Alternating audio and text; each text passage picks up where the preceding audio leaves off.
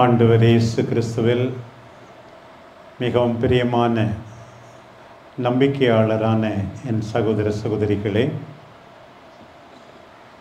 புனித பிரான்சிஸ்குவின் Aloysius Gonzaga அருள் சகோதரிகளே,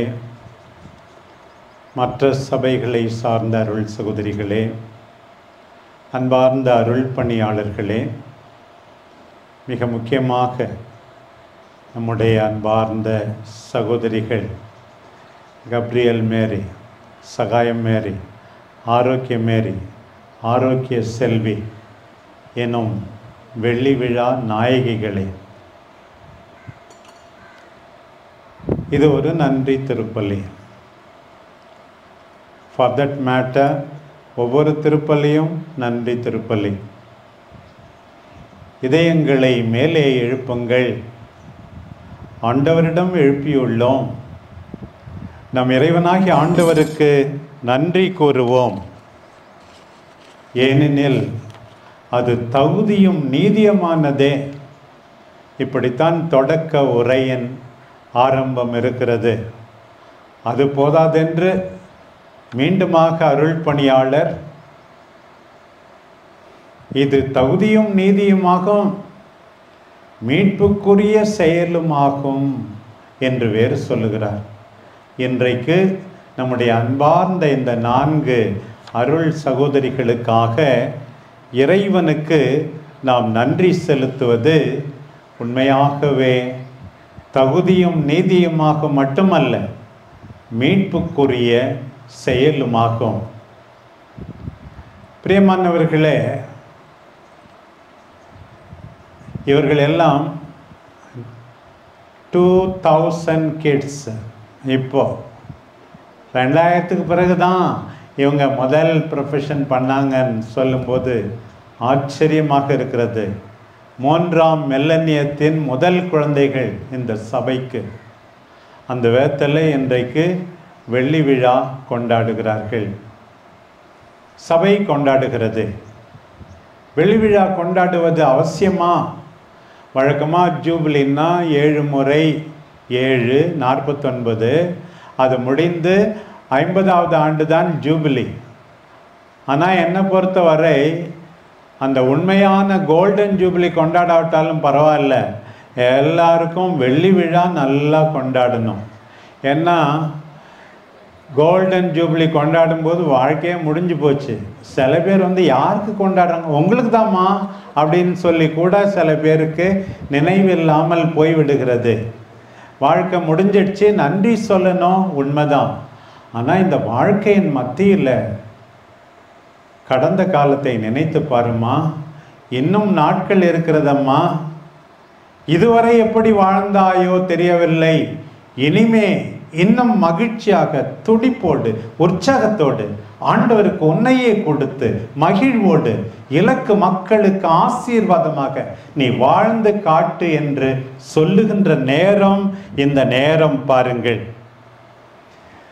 பவுலடியார் அழைக்கப்பட்ட போது ஆண்டவர் நான் உன்னோடு இருக்கிறேன் என்று சொன்னாரோ என்னவோ, ஆனால் அவருடைய வாழ்க்கையின் மத்தியில் ஆண்டவர் அவருக்கு சொல்லுகிறார்.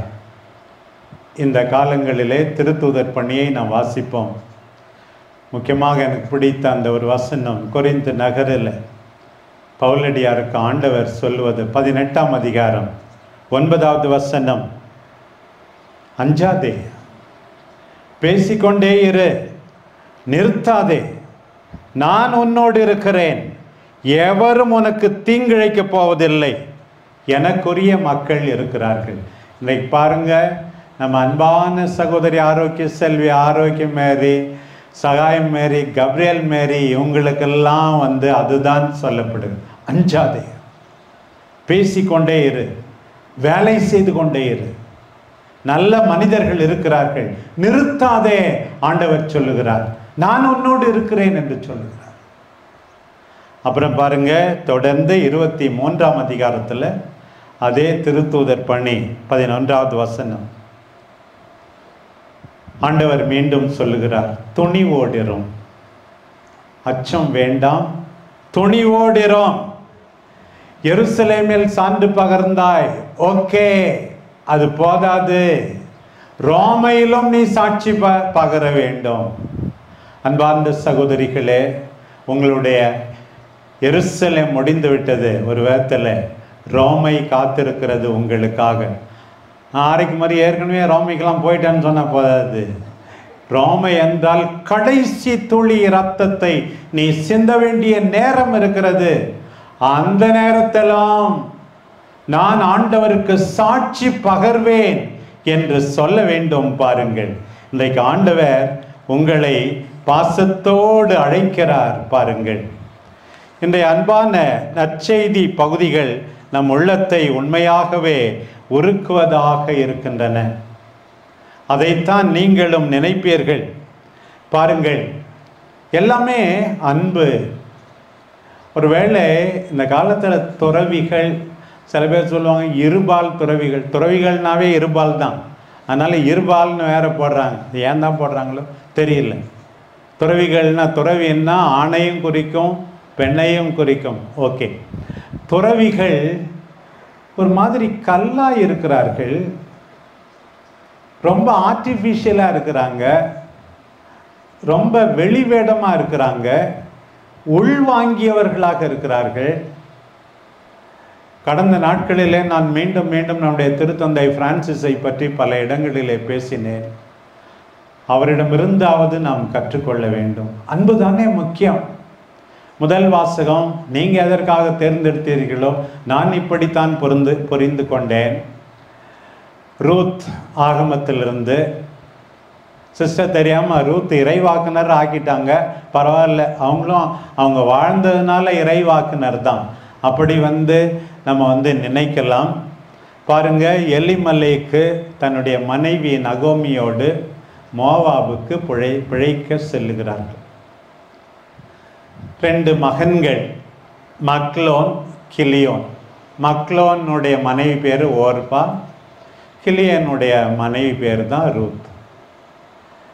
கணவன் எலிமலேக்கும் போய் சேர்ந்தாச்சு. 2 மகன்கள் மக்லோனும் கிலியோனும் போயாச்சு. 3 ஆம்பளைங்களும் செத்துட்டாங்க. 3 விதவைகள் தான் பாக்கி. ஒரு பக்கம் மாமியார், இன்னொரு பக்கம் 2 மகள்கள். இப்போ மாமியார் கேள்விப்படுறாங்க, பஞ்சம் உன் ஊரில் இருக்குன்னு இங்கே வந்த, இப்போ உன் ஊர் ஆண்டவர் ஆசீர்வச்சிருக்கிறார், நீ போயிடு. அதே சமயத்தில் மருமகளை நினச்சி பார்க்குறாங்க. தான் தான் கேள்வி ஆகிட்டோம், வயசாயிடுச்சு, தன்னோட ஏன் இந்த இளம் விதவைகள் கஷ்டப்பட வேண்டும்? ரூல் இருந்தது, உண்மைதான். கணவனுடைய உடன்பிறப்பு ஆண்கள் இருந்தால் திருமணம் செய்து கொள்ள வேண்டும். எனக்கே வயசாயிடுச்சு, இனிமே நான் பிள்ளை பெற்ற எடுக்க போகிறேன் அப்படின்னு சொல்லிட்டு அன்பு பாருங்கள். இந்த நகோமியினுடைய அன்பை பாருங்கள். மற்றவர்களை நினையுங்கள். துறவரத்தில் அருள்பணி வாழ்வில் எவ்வளோ பேர் மற்றவங்களை நினைக்கிறதே இல்லை. சாமியாரானாலும் சரி, சிஸ்டானாலும் சரி, தன்னையே மையமாக வைத்து தன் மொபைலு, காரு இதையே மையமாய் வைத்து வாழ்கின்ற எத்தனையோ பேர் இடரலாக திரு அவைக்கு எதிர் சாட்சிகளாக இருக்கிறார்கள். ஆண்டவர் அன்றைக்கு சொன்னாரே, திருவெளிப்பாட்டில் வாசிக்கிறோமே, 2ஆம் அதிகாரம் 4வது வசனம், தொடக்கத்தில் இருந்த அன்பு உன்னிடம் இல்லை என்று சொன்னார். 3ஆம் அதிகாரத்தில் சொல்லுகின்றாரே, நீ குளிர்ச்சியாகவும் இல்லை, வெப்பமாகவும் இல்லை, வெதுவெதுப்பாக இருக்கிறாய். இன்றைக்கு எவ்வளோ பேருக்கு தொடக்கத்தில் இருந்த அன்பு இல்லை. என்னுடைய ஆசையெல்லாம் மெனக்கெட்டு அவ்வளோ தூரத்திலிருந்து வந்ததெல்லாம் உண்மையாகவே தொடக்கத்தில் இருந்த அன்பை இந்த 4 சகோதரிகளும் இன்றைக்கு பெற்றுக்கொள்ள வேண்டும். நானும் பெற்றுக்கொள்ள வேண்டும். இப்பலியிலே பங்கெடுக்கின்ற அத்தனை பேரும் பெற்றுக்கொள்ள வேண்டும். நாம் யாருமே வெதுவெதுப்பாக இருக்கக்கூடாது. ஆண்டவருக்காக முழு மூச்சோடு பணிபுரிபவர்களாக இருக்க வேண்டும். அந்த ஆசை தானே தவிர வேறொன்றும் இல்லை. ஆண்டவர் கேட்கிறார். பாருங்க, இந்த நகோமி அம்மா, நீங்க புது வாழ்க்கை தொடங்குங்க, யாரையாவது கல்யாணம் பண்ணிங்க, ஏன் கஷ்டம் என்னோட இருக்கட்டும், உங்களுக்கு கஷ்டம் வேணாம் அந்த நினைப்பு பாருங்கள். சிலுவையில் தொங்குகின்ற ஆண்டவருடைய மனநிலையை பாருங்கள். பாடுகளினூடே உதவி செய்கின்றாரே ஆண்டவர், மால்குஸை குணப்படுத்துகிறார். பெண்கள் ஆறுதல் அளிக்க அழும்போது அவர்களுக்காக இவர் அழுகின்றார். தன்னை துன்புறுத்தியவர்களுக்காக ஜெபிக்கின்றார். தன் அன்பு தாயை நினைக்கின்றார், யோவானை நினைக்கின்றார். நல்ல கள்ளனுக்கு பொருத்தல் கொடுத்து விண்வீட்டிலே பங்களிக்கின்றார். இதுதானே ஆண்டவருடைய சீடர்களுடைய வாழ்வு. இந்த நகோமி சொன்னது கூட என் மனத்தை தொடுகிறது. போ, கட்டாயப்படுத்தும் போது பெரிய மருமகள் ஓர்பா போய்விடுகின்றார். 2வது தடவை சொன்ன பிறகுதான், ரொம்ப வலியனா சொன்ன பிறகுதான் போயிடுறாங்க. ஆனா ரூத்தை பாருங்கள். நீங்கள் எல்லாரும் ரூத். மோவாபு உங்கள் பிறந்த வீடு. பெத்லகேம் நீங்கள் வந்திருக்கிற கொன்சாகா சபை. ரூத் என்ன சொல்றாங்க பாருங்க, என்னை வற்புறுத்த வேண்டாம்.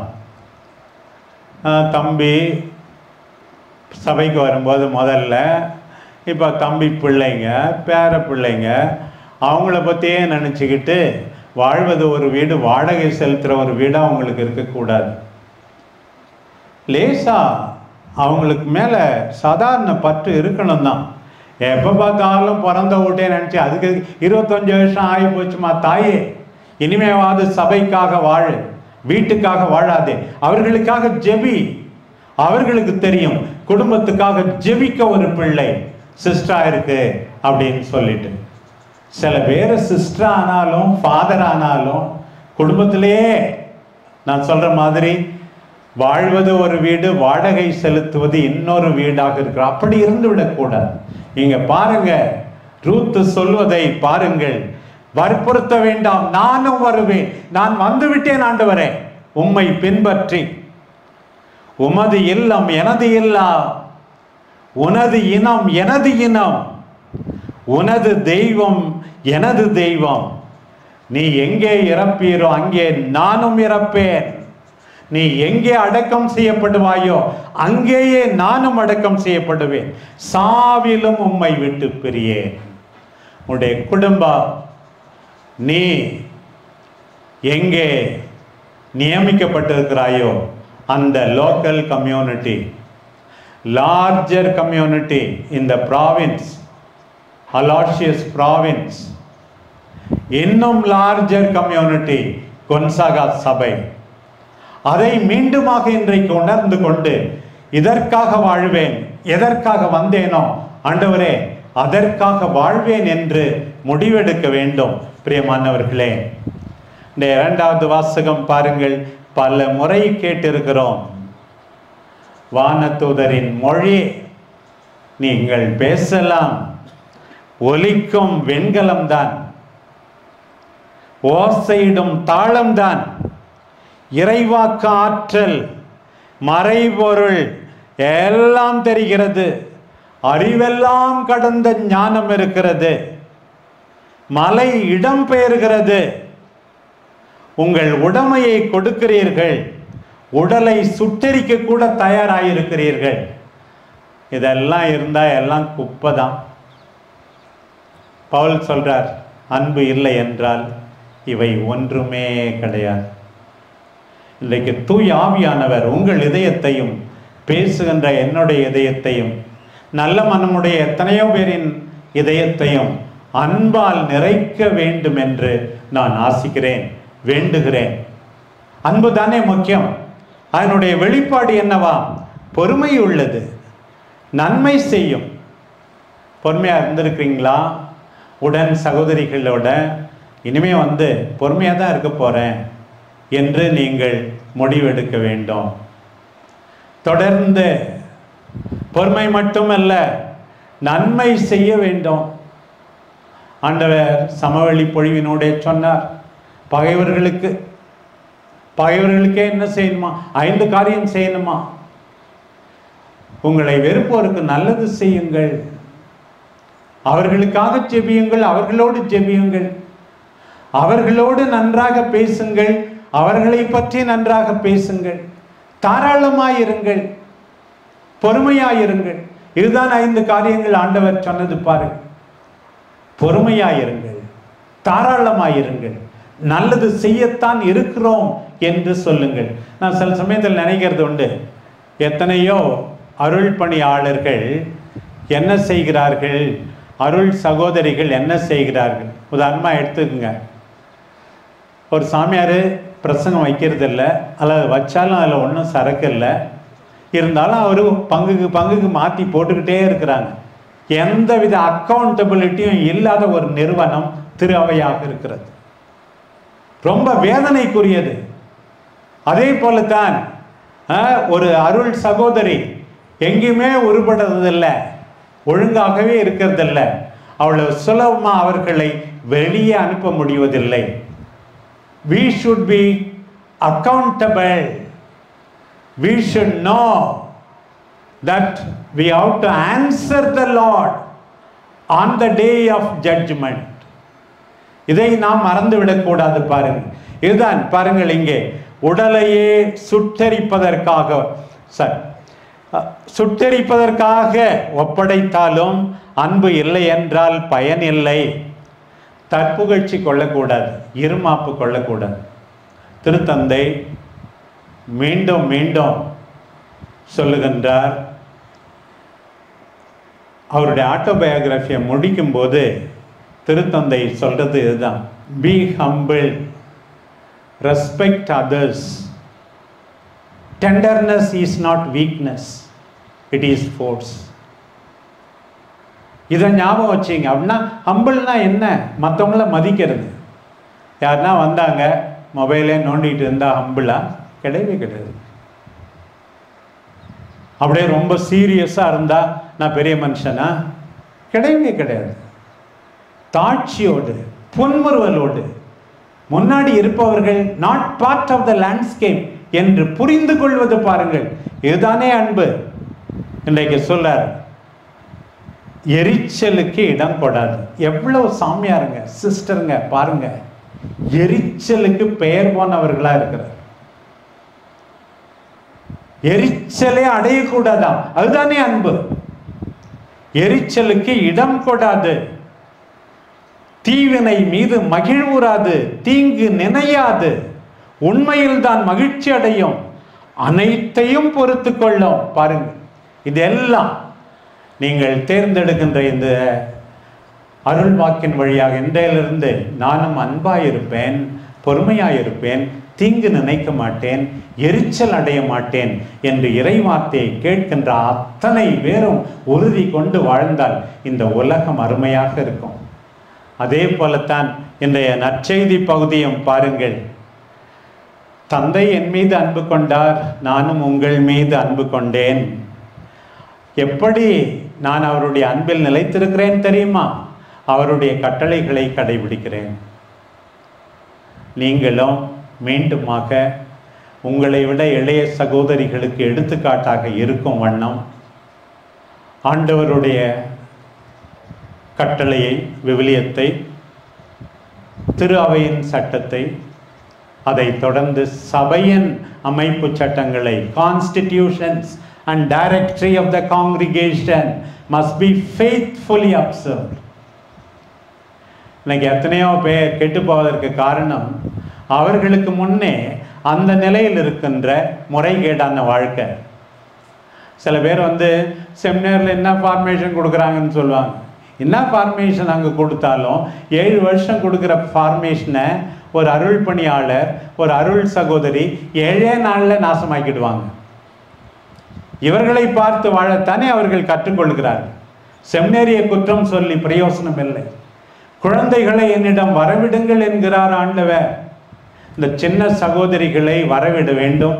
நீங்கள் உங்கள் துர்மாதிரிக்கான வாழ்க்கையால், எது துர்மாதிரிக்கான வாழ்க்கை?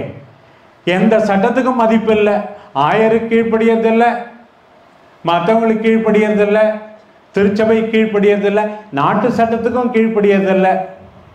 10 மீட்டர் விட்டு தான் கட்டணும் அப்படின்னு சொல்லி இருக்கு. கட்டாம இஷ்டத்துக்கு செய்யறது. நான் பார்த்துக்கிறேன், அப்படி இன்னும் வந்தாலும் சாட்சிக்கிறேன்.